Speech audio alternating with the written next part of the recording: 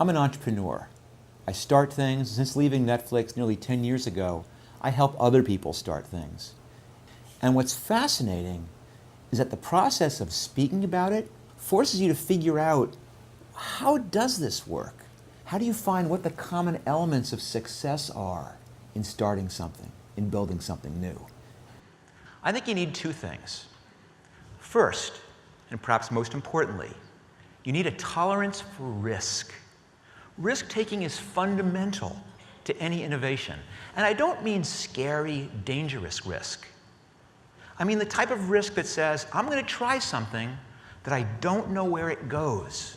But the second thing you need is you need an idea.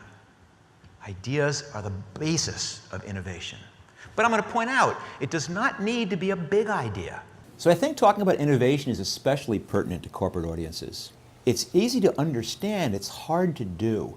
And so what you have to do is break it down into simple concepts and just get people to try things, build something, sell something, test something. I've learned a lot of things, but there's one important thing. If you take away nothing else from today, I want you to take away this. Anyone can do it. Anywhere can do it. Any company can do it. So everyone loves a good startup story, and of course I tell the Netflix story in every speech I do.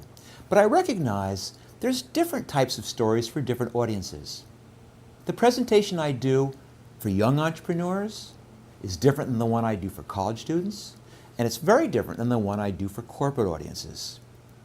Everyone has to learn how to take risks, but they're very different challenges when you're running a multi-thousand person organization than the ones you face when there's just two of you in your dorm room. There's 100 things broken, there's 100 things on fire. The reality is you have time to get 2 or 3 of them right, and you got to pick the correct 2 or 3 things. So strangely enough, what I spend most of my time doing is working on a very narrow set of goals. One of the most important things I've learned from doing this is that there's some tremendous content in the audience. And I'm realizing that part of my job is setting that loose. Oh, a lot of questions all of a sudden. Whoa. Yes, ma'am.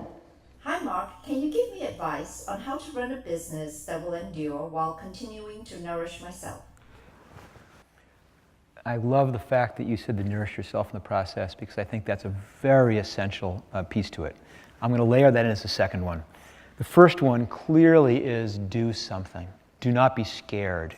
Do not say, I'll do it tomorrow. If you have an idea, do something that you'll learn more in an hour of doing it than in a year of studying it. Mark, we're honored to have you at Hypo University. We invite you to come back here again and again. You're doing good work, my friend. Thank you for being with us. Thank you very much.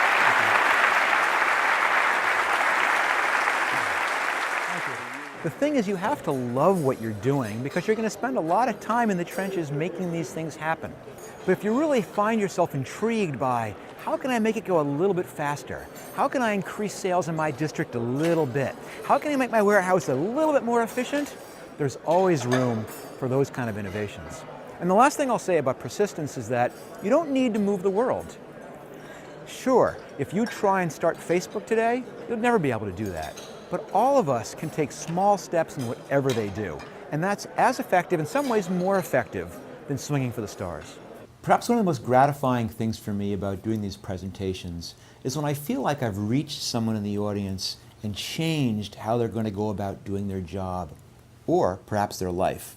It is so satisfying when people come up to me afterwards and say, that thing you talked about, that thing with the website, I'm going to try that when I go to work on Monday. That's really what it's about.